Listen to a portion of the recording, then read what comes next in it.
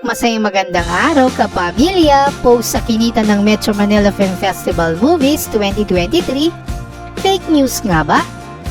Kapamilya, may napanood ka na bang Metro Manila Film Festival Movies 2023?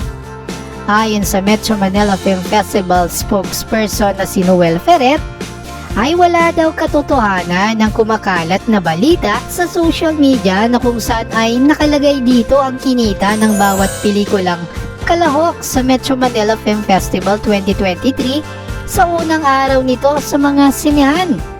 Ayon kay Noel Ferrer, hindi maglalabas ng rankings o numero ng kita ang bawat pelikula ang komite ng Metro Manila Film Festival hanggat hindi natatapos ang nasabing film festival at para hindi ito makaapekto sa kita ng bawat pelikulang kalahok sa Metro Manila Film Festival 2023. Ayon kay Noel Ferrer, parami ng parami ang mga nanonood lalo pat holiday pa rin ngayon. Pero wag ho tayong padadala sa kung ano-anong box office results at rankings.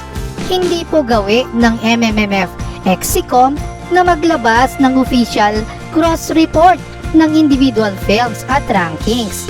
Anong sa inyo kapamilya?